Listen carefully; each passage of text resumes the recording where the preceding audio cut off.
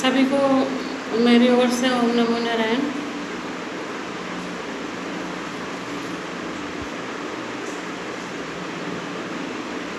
आज हम चर्चा करेंगे साधना का उद्देश्य और त्याग। कि बचपन से जो एक संस्कार दिए जाते हैं कि जल चढ़ाना है, सूर्य को अर्घ्य देना है, शिव को अर्घ्य देना है, और छोटे छोटे प्रयोग तो बचपन से माता पिता जो है बच्चों में पुष्पित पल्लवित करते हैं।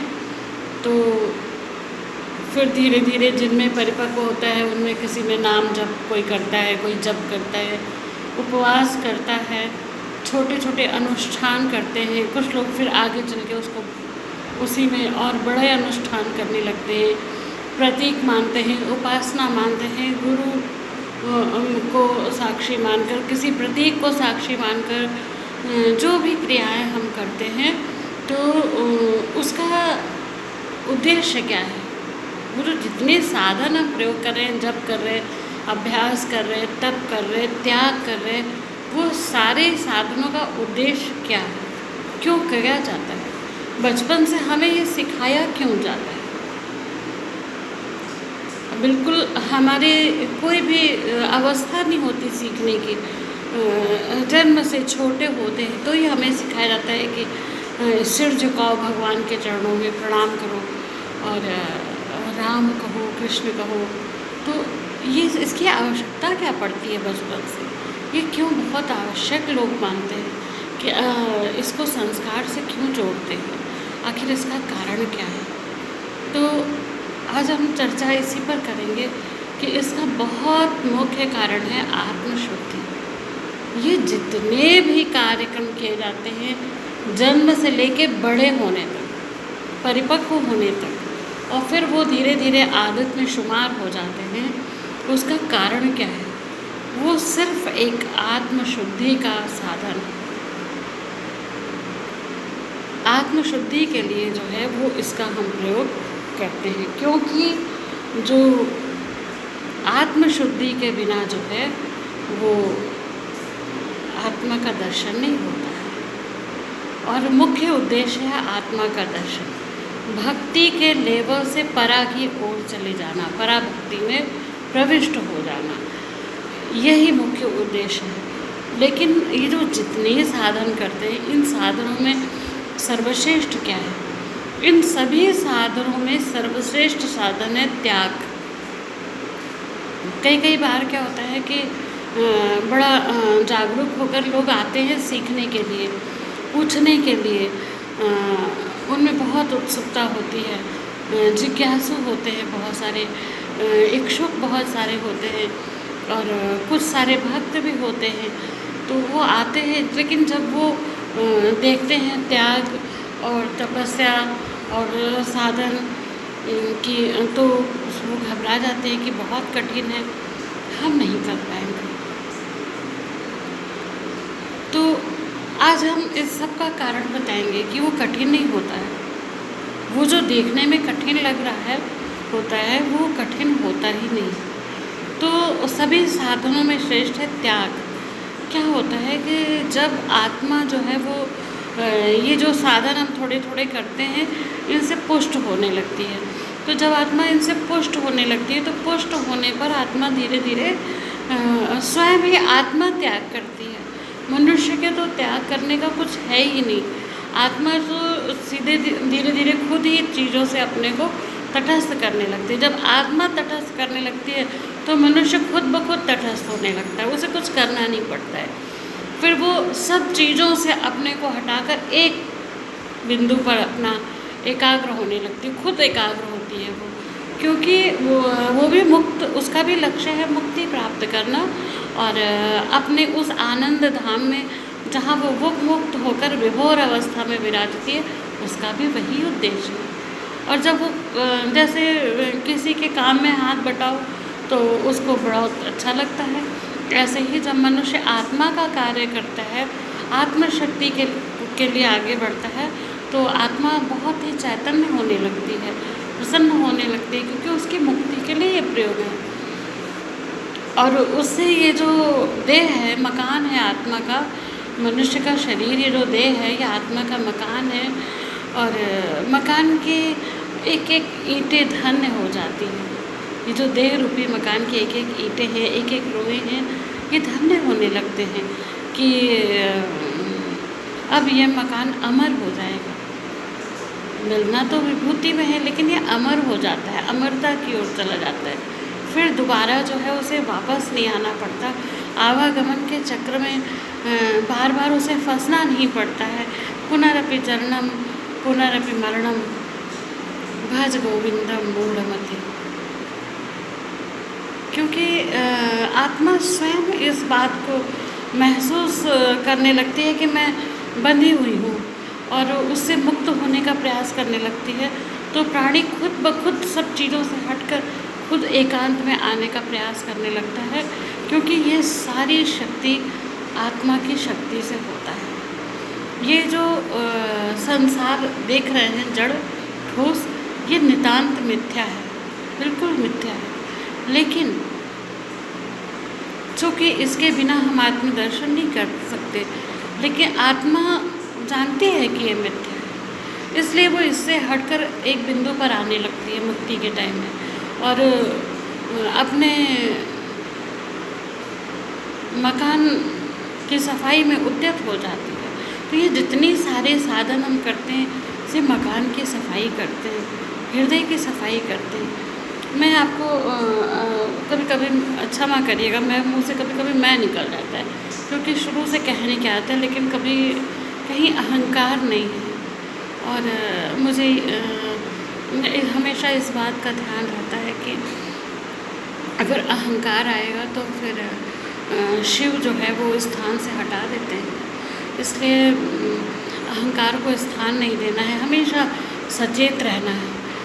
इस बात को लेकर हमेशा सचेत रहना है कि कहीं कोई थोड़ा सा भी ऐसा काम ना हो जाए कि उससे अहंकार की उत्पत्ति हो। बिल्कुल दूर हट जाना है, क्योंकि जितने भी पुराण हैं, शास्त्र हैं, उनको पढ़ो तो पढ़ने पर जो उसमें कथानक होते हैं, उनको पढ़ने के बाद उसका निचोड़ है कि अहंकार के कारण बड़े बड़े लोग पच्युत हो गए, बड़ों की भक्ति की बड़ी परीक्षा हुई, उन्हें अपने जो है गौरवमयी स्थान से नीचे आना पड़ा।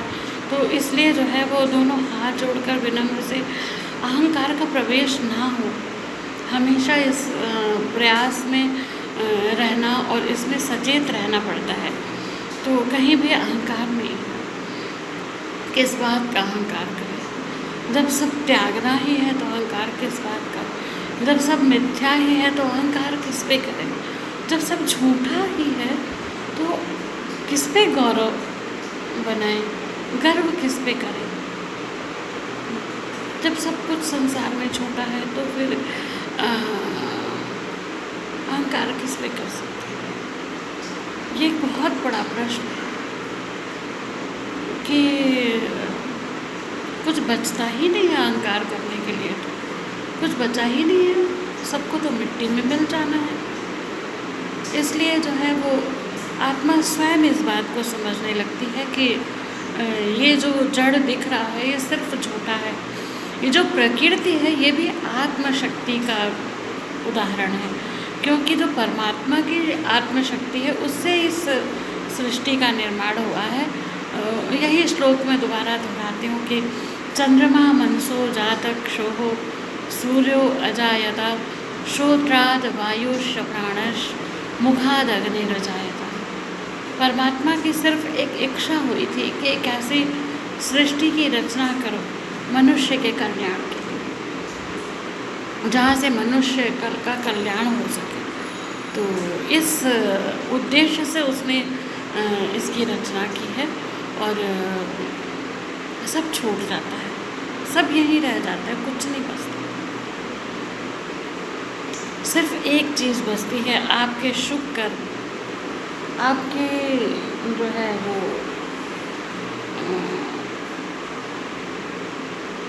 सच्ची धर्म निष्ठा, सच्ची भक्ति और सच्ची आत्मशक्ति है जो आपको ईश्वर तक पहुंचाएगी, ईश्वर के सामने उपस्थित करेगी, आत्म साक्षात्कार कराएगी, आप आत्मदर्शन करेंगे। ये सत्य और पवित्र और प्रेम के बिना बिल्कुल असंभव है। साधक बिल्कुल वैसे ही हो जाता है जैसे वृक्ष फल से लदे हुए होते हैं और झुक जाते हैं। फल आमतौर पे आम के वृक्ष को देखिए, अभी इस सीज़न में जिन वृक्षों पर बहुत अधिक आम लगे होते हैं वो सारी डालें नीचे की ओर झुक जाती हैं। तो मनुष्य धीरे धीरे जब परमात्मा की ओर जाता है तो बिल्कुल वैसे ही झुक जाता है। उसके पास कुछ बचता नहीं है गर्व करने के लिए, कुछ है ही नहीं सकते। गर्व किस पे करें? सिर्फ एक पर विश्वास करना पड़ता है, आत्मा पर, परमात्मा पर, प्रेम और भक्ति। तो ये सब यहीं रह जाता है, छूट जाता है, कुछ भी नहीं जाता साथ में। आत्मा को हमेशा इस बात का ध्यान होता है और आत्मा हमेशा जो है प्राण शक्ति को इस बात का ध्यान दिलाती है, चेतना दिलाती है कि कुछ नहीं रखा है, और वो हमेशा सत्य पथ पर चलने के लिए भीतर से एक शक्ति देती रहती है जो इसको पहचान कर इस पर चलने का प्रयास करता है, इस पर चलता है, इस पर चलकर वो आत्मशुद्धि के लिए सारे चरण को अपनाता है। ये सारे चरण सिर्फ आत्मा की शुद्धि के लिए। बहुत अच्छे से याद है कि एक बार जो है वो क्या कहते हैं, बहुत मैं बचती थी झाड़ू लगाने से, जल्दी जल्दी मारा, कभी कह दिया गया तो जल्दी जल्दी मारा और भागी। तो जब एक संत थे उनके पास पहुँची मैं, मुझे खबर आ गई कि जो है बचपन से एक ललक होती थी कि फला संत बहुत पहुँचे हुए हैं, तो सब काम छोड़कर भागना है, संत मिलन, संत दर्शन, एक बचपन से स्वभाव रहा। तो जब उनके पास पहुँची तो उन्होंने बैठाया और वो मामूली से मुश्किल से मेरी अवस्था जो है बहुत कम थी, मुश्किल से अवस्था रही होगी 18-19 साल की। तो जब मैं वहाँ पहुँची तो उन्होंने मुझे बैठाया और बैठाते ही जो कुछ भी देखा तो बड़े प्रसन्न हुए देखकर, लेकिन उन्होंने कहा कि जब तुम झाड़ू लगाया करो तो तुम ये मत सोचा करो कि हम घर साफ कर रहे हैं। तो हम मुस्कुराए थोड़ा सा कि अच्छा, मतलब ये अध्ययन कर रहे हैं मेरा। तो फिर जो है उन्होंने कहा कि जब झाड़ू लगाया करो और पोछा लगाने की बारी आए, जब कभी साफ़ सफाई तुम्हें करनी पड़े तो तुम सोचा करो कि हम अपना हृदय साफ कर रहे हैं और हम जो है घर नहीं साफ कर रहे हैं। तो बड़ी जो है अंदर से एक अच्छी प्रेरणा मिली उनसे। और धीरे धीरे फिर जब वहाँ से वापस आने के बाद ये अभ्यास करना शुरू किया, जब भी कुछ मन में आए बात तो बस यही सोचो कि नहीं, उन्होंने कहा है कि हृदय की सफाई कर रहे हैं, हृदय साफ़ हो रहा है, हम ये थोड़ी करें, अपना हृदय साफ़ करें। फिर धीरे धीरे जो मुझे एक ग्लानि होती थी कि नहीं मुझे सफाई करनी पड़ रही, बहुत बुरा लगता था, फिर वो धीरे धीरे ख़त्म हो गया। अब तो कुछ लगता ही नहीं है, अब कुछ नहीं लगता। तो अब तो जो है सामने वाले को भी समझाती हूँ कि जब कभी ऐसे अवसर आए तो फिर उसको हीन भावना से नहीं देखना है, उसको सोचना है कि हम अपनी आत्मा की शुद्धि कर रहे हैं, जो भी कार्य हम कर रहे हैं वो आत्म शुद्धि के साधन के लिए हमको परमात्मा ने दे दिया है, कोई कार्य छोटा बड़ा नहीं है। फिर ऐसे करके धीरे धीरे संतों के पास जाने से, जो परम संत होते हैं, अच्छे पहुँचे हुए सन्मार्गी संत होते हैं, वो जो है एक भी उनके मुख से निकला एक भी वचन वो आपके लिए कब प्रेरणा बन जाएगा, कब शक्ति बन के आपका सहयोग करेगा, इसको एक भक्त संत से मिलने के बाद, दर्शन करने के बाद ही वो समझ सकता है। उसकी शब्दों में व्याख्या करना बहुत कठिन होता है। तो मैं जो छोड़ने का प्रयास करूँगी, हम बोलेंगे, हम धीरे धीरे बहुत ही जल्दी अभ्यास में आ जाएगा, ये विश्वास रखती हूँ। तो आत्मा जो है वो सब कुछ त्यागने के लिए तत्पर हो जाती है, मुक्त होने के लिए। और जब भक्ति के ये धीरे धीरे साधन आत्मा जो है वो खुद ही अपने को समेटने लगती है। धीरे धीरे वो सारे अभ्यास जो एक साधन है बंधन के, ये जो हवन है, जप है, तप है, ये भी बंधन के कारण है। इनसे भी मुक्त हो जाती है आत्मा। तब श्वास प्रश्वास में जब चलने लगता है तो ये सारे बंधनों से मुक्त होकर कोई भी साधन रह नहीं जाते हैं। जब श्वास प्रश्वास में रोम रोम से भजन होने लगता है तो वो पराभक्ति में प्रविष्ट हो जाती है आत्मा। जब पराभक्ति में प्रविष्ट होती है तो स्वयं आत्म आनंद में डूबने लगती है। अपने आत्म आनंद में डूबेगी आत्मा, स्वयं आत्मविभोर होगी, स्वयं ही प्रभु के चिंतन में रहेगी। तो आत्मा का ये जो एक स्वरूप है, उसको मैंने आज यही हम चर्चा कर रहे हैं कि ये जो जितने साधन बचपन से बताए जाते हैं, माता पिता छोटे छोटे संस्कार डालने का प्रयास करते हैं, फिर धीरे धीरे वो हमारी आदत में शुमार होते हैं। उसका एक ही कारण है कि वो शुरू से हमको हमारे हृदय को मांजना सिखाते हैं, हमारा हृदय मज कर चमक जाए, यही जो है माता पिता प्रयास करते हैं। और अगर ये छोटे से बचपन से ये रहस्य समझ में आ जाए तो वास्तव में बहुत सुंदर होगा। प्रत्येक प्राणी के लिए, प्रत्येक बालक बालिकाओं के लिए बहुत सुंदर होगा। वो विकार मुक्त होने लगेंगे, उनमें विकार प्रवेश ही नहीं होगा। जैसे अकर्तापन का भाव होना, इस भाव में ज़रूर रहना चाहिए कि इंद्रियां अपना कार्य कर रही हैं, हम आत्मरूप हैं, स्वयं आत्मा है और कुछ नहीं है। आत्मा राम, आत्मा राम, आत्मा राम, जैसे कहा गया कि